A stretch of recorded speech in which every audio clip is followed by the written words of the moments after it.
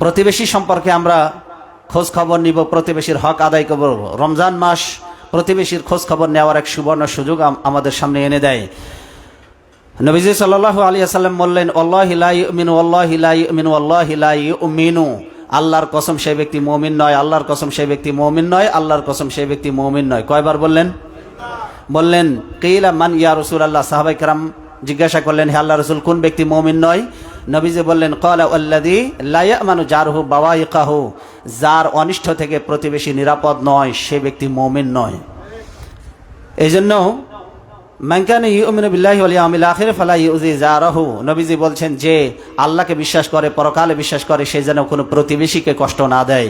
এইজন্য রমাদানুল মুবারকের মধ্য দিয়ে আমরা প্রতিবেশীর খোঁজ খবর নেওয়া, তাদেরকে ইফতারি দেওয়া, তাদের সঙ্গে কানেক্টেড হওয়া, অর্থাৎ সাহারিতে অংশগ্রহণ করা, ইফতারি অংশগ্রহণ করা, দোয়ায় অংশগ্রহণ করা, প্রতিবেশীর বাড়িতে ইফতারি বিতরণ করা, এগুলির মধ্য দিয়ে আমরা প্রতিবেশীর কাছাকাছি হতে পারি।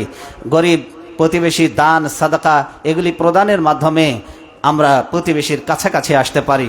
নবীজি সাল্লাল্লাহু আলাইহি ওয়াসাল্লাম বলছেন, লা ইয়াদখুলুল জান্নাতা মান লা ইয়ামানু জারুহু বাওয়াইকাহু, সেই ব্যক্তি জান্নাতে প্রবেশ করবে না যার অনিষ্ট থেকে তার প্রতিবেশী নিরাপদ নয়।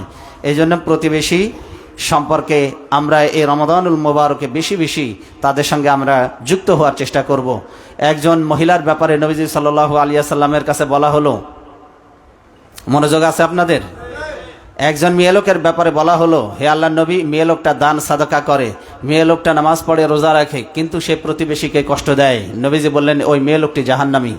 আর একজন মেয়ের ব্যাপারে বলা হলো, হে আল্লাহর নবী, সে দান সাদাকাও করে, নামাজও পড়ে, রোজাও রাখে, কিন্তু প্রতিবেশীকে কষ্ট দেয় না। নবীজি বললেন, ওই মেয়ে লোকটি জান্নাতি। সুবহানাল্লাহ বলেন।